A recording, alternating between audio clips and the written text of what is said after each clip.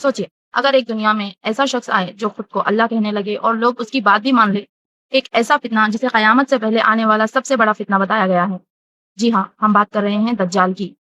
रिवायतों के मुताबिक दज्जाल बनी इजराइल में से होगा और अल्लाह होने का झूठा दावा करेगा। लोगों को ऐसे ऐसे करिश्मे दिखाएगा कि बहुत से लोग उसके धोखे में आ जाएंगे। लोगों को लगेगा जैसे बादल, सूरज और समंदर भी उसके हुक्म में है। अपनी बातों और फितनों से वो लोगों को अपनी तरफ खींच लेगा। दज्जाल का फितना इतना खतरनाक होगा कि फिरऔन और नमरूद का फितना भी उसके मुकाबले में छोटा लगेगा।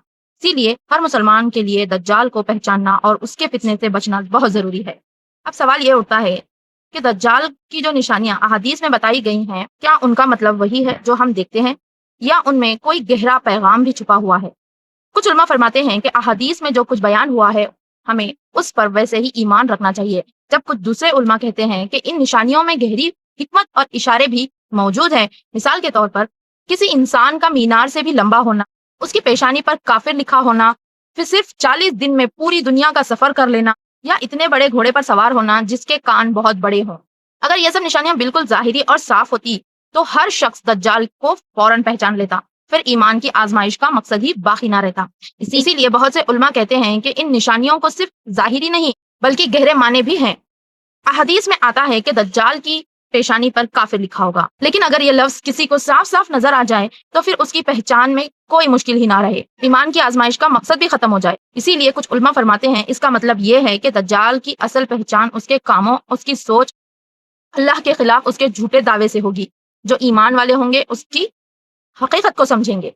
अहदीस में दज्जाल को बहुत बड़ा दिखाया गया है। कुछ रिवायतों को देखकर लगता है जैसे वो हजरत ईसा अलैहिस्सलाम से कई गुना बड़ा होगा, लेकिन बहुत से उलमा कहते हैं कि यहाँ सिर्फ जिस्म का बड़ा होना मुराद नहीं, इसका इशारा उसकी ताकत की तरफ है। उसके पास दुनिया की दौलत, सियासी ताकत, फौज, तालीम और टेक्नोलॉजी का इतना जोर होगा कि जाहिरी तौर पर उसका असर बहुत बड़ा नजर आएगा। यानी उसकी असली ताकत उसका खत नहीं बल्कि दुनिया पर उसका असर और कब्जा होगा।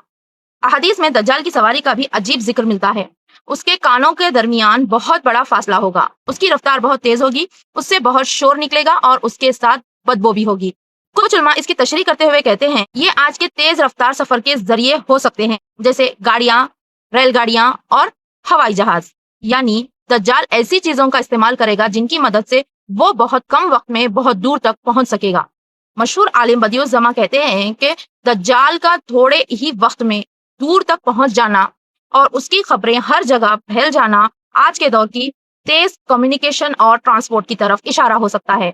आज हम देखते हैं कि चंद लम्हों में एक खबर पूरी दुनिया तक पहुंच जाती है और तेज सफर की वजह से दुनिया पहले के मुकाबले में बहुत छोटी लगने लगती है। ये बात सोचने पर मजबूर करती है कि अहादीस में बताई गई बातों में कितनी गहरी हिकमत छुपी हुई है। अब सवाल यह है, अहादीस में दज्जाल के साथ सफेद पानी, चमकती हुई आग और रोटी के पहाड़ों के भी जिक्र मिलते हैं। आखिर इन निशानियों का मतलब क्या है?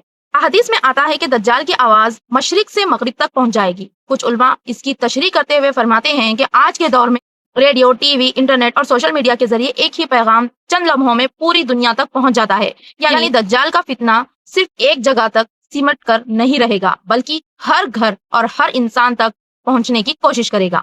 कुछ रिवायतों में दज्जाल के हाथ की एक निशानी का भी जिक्र मिलता है। बाज उलमा कहते हैं कि इसका इशारा फजूल खर्ची की तरफ हो सकता है, यानी ऐसा निजाम जो माल और वसाइल को नेक कामों के बजाय ऐशो आराम, जुआ, बेहयाई और गुनाहों में बर्बाद करता हो।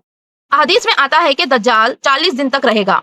पहला दिन एक साल के बराबर होगा, दूसरा एक महीने के बराबर, तीसरा एक हफ्ते के बराबर और बाकी दिन आम दिनों की तरह गुजरेंगे। इस बारे में उलमा ने मुख्तलिफ तशरीहात बयान की हैं। कुछ कहते हैं कि ये उन इलाकों की तरफ इशारा हो सकता है जहां दिन और रात बहुत लंबे होते हैं, जबकि मौलाना बदियुज़्ज़मान इसे दज्जाल के फितने के मुख्तलिफ दौर समझते हैं। उनके मुताबिक पहले दौर में उसका असर बहुत ज्यादा होगा, फिर धीरे धीरे कम होता जाएगा। आखिरी दौर में वो कोई नया बड़ा फितना खड़ा नहीं कर सकेगा, सिर्फ अपनी ताकत बचाने की कोशिश करेगा। रसूलुल्लाह सल्लल्लाहु अलैहि वसल्लम ने खबर दी कि बड़े दज्जाल के आने से पहले कई झूठे दावेदार और गुमराह करने वाले लोग आएंगे। कुछ उलमा की राय है कि ऐसे जरिए भी जो झूठ को सच और सच को झूठ बनाकर पेश करेंगे, इंसान को अल्लाह से दूर कर देंगे और गुमराही फैलाएंगे, वो दज्जाल के फितने का हिस्सा बन सकता है। यानी असली जंग सिर्फ तलवार की नहीं बल्कि सोच और अकीदे और सच को पहचानने की भी होगी। دوستو دجال کا فتنہ صرف طاقت کا فتنہ نہیں ہوگا بلکہ عقیدہ، سوچ اور ایمان کا سب سے بڑا امتحان ہوگا۔ اسی لیے ہمیں آج سے ہی اپنا رشتہ قرآن اور سنت سے مضبوط کرنا ہوگا، نماز کی پابندی کرنی ہوگی اور اللہ تعالیٰ سے دعا کرنی ہوگی کہ وہ ہمیں ہر فتنے، خاص طور پر دجال کے فتنے سے محفوظ کرے۔ آمین۔ آپ کو یہ ویڈیو کیسی لگی ضرور بتانا اور اسے زیادہ سے زیادہ شیئر کیجیے تاکہ اور لوگ بھی دجال کے فتنے کو سمجھ سکیں اور اپنی ایمان کی حفاظت کر سکیں۔ جزاک اللہ۔ السلام علیکم رحمۃ اللہ وبرکاتہ۔